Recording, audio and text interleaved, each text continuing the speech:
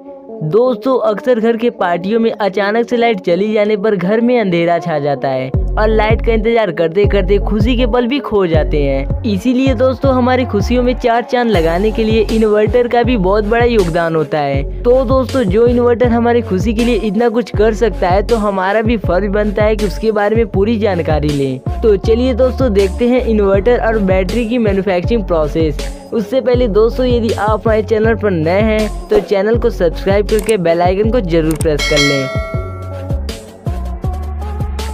तो दोस्तों जैसा कि आपको पता है पहले जब बिजली नहीं थी तो रात में लोग अपने घर में उजाला करने के लिए लालटेन या फिर दिए का इस्तेमाल करते थे। फिर जैसे जैसे समय बीतता गया ह्यूमन माइंड भी डेवलप होता रहा और लोग अपने घर में उजाला करने के लिए बिजली का इस्तेमाल करने लगे और बिजली चली जाने पर लोगों को फिर से दिए का इस्तेमाल करना पड़ता था। लेकिन दोस्तों कहते हैं ना, आवश्यकता ही आविष्कार की जननी है। और इसी तरह से लोगों के बीच में आ गया बैटरी, जो इलेक्ट्रिसिटी स्टोर करने का काम करता है, जिसकी मदद से हम 2 से 3 बल्ब को आसानी से जला सकते थे। लेकिन आज पूरे घर में उजाला करने के लिए अक्सर लोग इन्वर्टर का इस्तेमाल करते हैं। यह इन्वर्टर बैटरी में स्टोर डीसी करंट को एसी करंट में कन्वर्ट करने का काम करता है। तो चलिए दोस्तों सबसे पहले इन्वर्टर को फैक्ट्री में बनते हुए देखते हैं, जिसे बनाने के लिए सबसे पहले इसके छोटे छोटे पार्ट्स को बनाया जाता है। जैसे कि इसके बॉडी को दूसरे फैक्ट्री से मंगवा कर पीसीबी प्लेट पर inductor, capacitor, diode, IC, microchip, transistor और रिले को लगाते हैं। अब बारी आती है ट्रांसफार्मर को बनाने की, जिसका वर्क वोल्टेज को मेंटेन करना होता है। इसके लिए ट्रांसफार्मर के प्लास्टिक बॉडी को बाइंडिंग मशीन में डालकर नट से टाइटली फिक्स करते हैं। फिर कॉपर वायर को रॉड पर लपेटकर प्लास्टिक बॉडी पर वायर को लपेटते हैं और इसी कॉइल को प्राइमरी कॉइल कहा जाता है। फिर इन पर इंसुलेटिंग टेप लगाकर दूसरे वायर से बाइंडिंग करते हैं, जिसे सेकेंडरी कॉइल भी कहा जाता है। दोस्तों आप लास्ट में समझ जाओगे आखिर प्राइमरी कॉइल और सेकेंडरी कॉइल क्या होता है। फिर इनमें आयरन के पतले पतले प्लेट लगाए जाते हैं, जिसे आयरन कोर भी कहा जाता है, जो ट्रांसफार्मर में एडी करंट को लो करने का काम करते हैं, जिससे ट्रांसफार्मर जल्दी हीट नहीं होता है।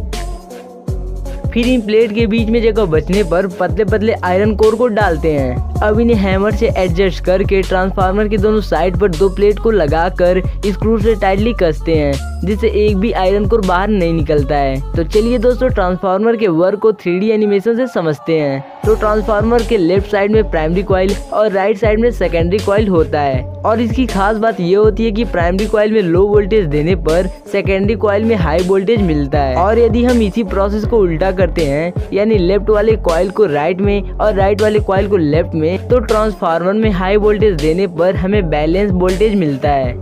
तो फ्यूज को बनाने के लिए एक खास तरह के वायर को छोटे छोटे पीस में काटते हैं, जिसे फ्यूज एलिमेंट कहा जाता है। फिर एक घूमती हुई चक्री में इंड कैप को डालकर एक लाइन से असेंबलिंग मशीन पर ले जाते हैं, जहाँ ग्लास रॉड में फ्यूज एलिमेंट को डालकर इंड कैप को लगाया जाता है, जिससे फ्यूज बनकर तैयार हो जाता है। और दोस्तों इस तरह से सारे छोटे छोटे पार्ट बनकर तैयार हो जाते हैं। अब अगले स्टेप में बारी आती है इन्वर्टर असेंबलिंग की, जहाँ एक वर्कर इन्वर्टर के बॉडी को पॉलीथीन से बाहर निकाल कर बैक वाले हिस्से पर रबर स्टैंड को लगाता है।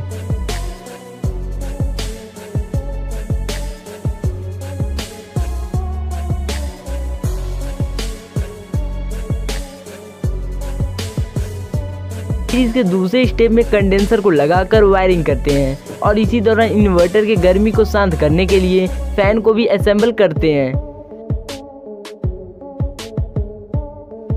फिर तीसरे स्टेप में बैटरी वायर को छीलकर इनमें राउंड हुक को लगाते हैं। अब ट्रांसफार्मर फिटिंग प्रोसेस में ट्रांसफार्मर को इन्वर्टर के बॉडी के अंदर डालकर स्क्रू से टाइटली कसते हैं।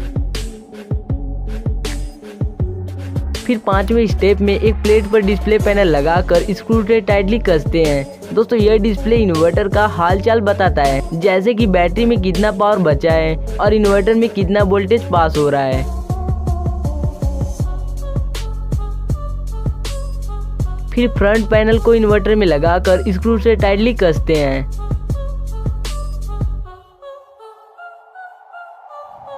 अब आउटपुट सोल्डरिंग प्रोसेस में ट्रांसफार्मर से 2 वायर को अटैच करते हैं। फिर 8वें स्टेप में इन्वर्टर की जान यानी पीसीबी कार्ड को असेंबल करते हैं। इसी कार्ड की मदद से पूरा इन्वर्टर ऑपरेट होता है। मानो तो यही इन्वर्टर का लंग्स, हार्ट, किडनी या फिर सारा कुछ यही होता है। फिर 9वें स्टेप में ड्रेन वायरिंग करते हैं, जहाँ ट्रांसफार्मर वायर को पीसीबी से कनेक्ट करके स्क्रू से टाइटली फिक्स करते हैं। फिर इन इन्वर्टर के सारे वायरिंग को विजुअल चेकिंग से पास करके टेस्टिंग प्रोसेस से गुजारते हैं, जहां इनमें डीसी करंट देकर आउटपुट में एसी करंट लिया जाता है। फिर इनमें टॉप फिटिंग करके स्क्रू से टाइटली कसते हैं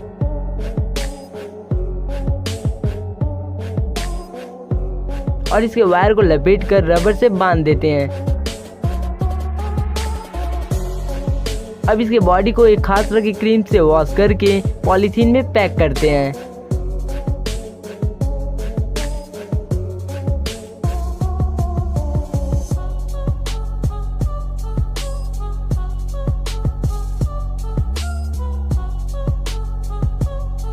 फिर इसे आप तक सेफ्टी से पहुंचाने के लिए एक फोम में रखकर बड़े से बॉक्स में पैक करते हैं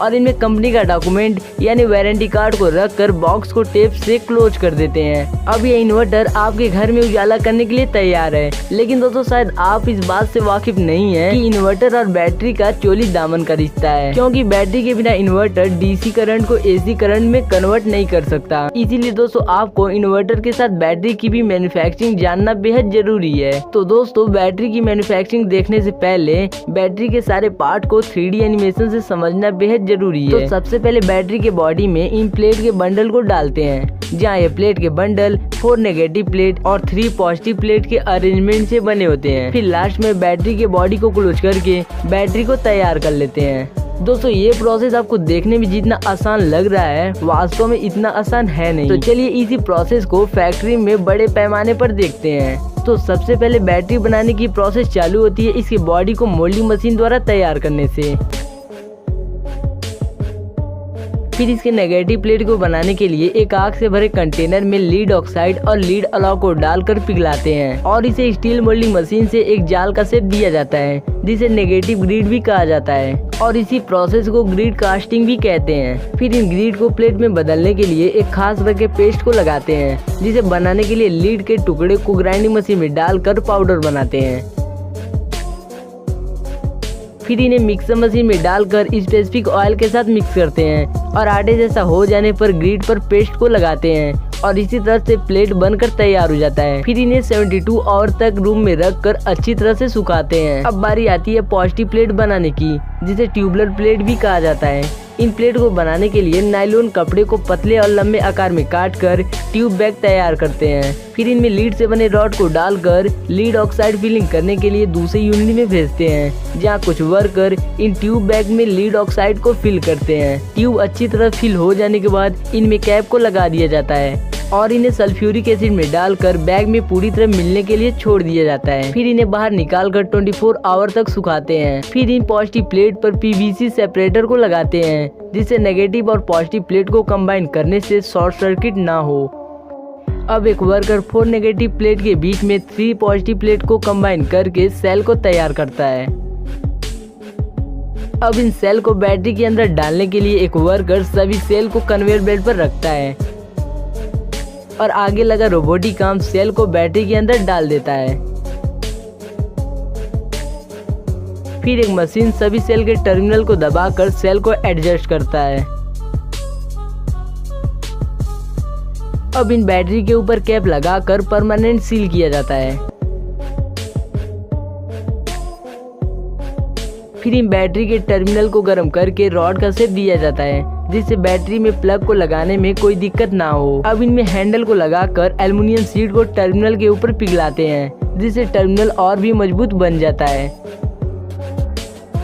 फिर इन बैटरी के ऊपर एक खास तरह का कोड लिखते हैं, जिससे आपका बैटरी फ्यूचर में खराब होने पर कंपनी इस कोड की मदद से आपका सेलिंग डेट पता कर सकती है। अब लास्ट में इन बैटरी के अंदर सल्फ्यूरिक एसिड को फिल करके सभी बैटरी को एक साथ सीरीज में जोड़कर चार्ज करते हैं। इस तरह से पूरा प्रोसेस हो जाने के बाद बैटरी को एक बॉक्स में डालकर पैक करते हैं।